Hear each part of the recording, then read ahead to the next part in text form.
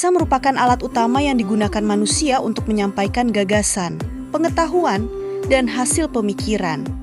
Dalam dunia akademik, kemampuan menulis menjadi keterampilan penting karena berbagai ide dan informasi perlu disampaikan secara jelas, logis, dan sistematis. Salah satu bentuk tulisan yang sering digunakan adalah esai akademik. Meskipun demikian, menulis esai akademik bukanlah pekerjaan yang selalu mudah.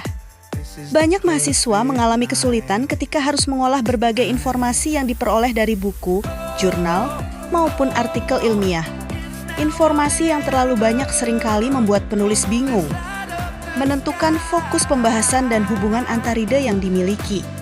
Untuk membantu mengatasi masalah tersebut, peta konsep dapat digunakan sebagai alat bantu dalam proses berpikir dan menulis. Peta konsep memungkinkan penulis melihat gambaran umum suatu topik sebelum mulai menyusun tulisan. Melalui peta konsep, ide utama dapat ditempatkan sebagai pusat pembahasan. Kemudian dikembangkan menjadi beberapa gagasan pendukung yang saling berhubungan. Dengan menggunakan peta konsep, penulis lebih mudah memahami keterkaitan antar ide.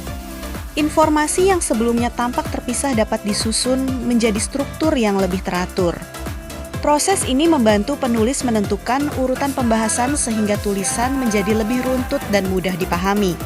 Selain peta konsep, metafora juga dapat dimanfaatkan untuk mendukung proses pengembangan ide. Metafora membantu seseorang memahami konsep yang abstrak melalui sesuatu yang lebih konkret dan dekat dengan pengalaman sehari-hari. Dengan cara ini, konsep yang rumit dapat dijelaskan secara lebih sederhana tanpa mengurangi makna yang ingin disampaikan. Dalam kajian linguistik kognitif, metafora tidak hanya dianggap sebagai gaya bahasa, tetapi juga sebagai cara berpikir. Metafora membantu manusia membangun hubungan antara pengetahuan yang sudah dimiliki dengan konsep baru yang sedang dipelajari. Ketika peta konsep dan metafora digunakan secara bersamaan, proses penyusunan esai menjadi lebih terarah. Peta konsep membantu mengorganisasi informasi, sedangkan metafora membantu menjelaskan dan memperjelas makna. Keduanya saling melengkapi dalam mendukung proses berpikir kritis dan kreatif.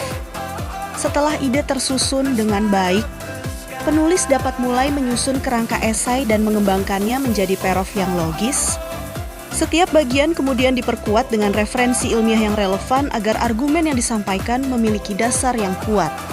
Dengan demikian, tulisan tidak hanya terstruktur, tetapi juga memiliki kualitas akademik yang baik.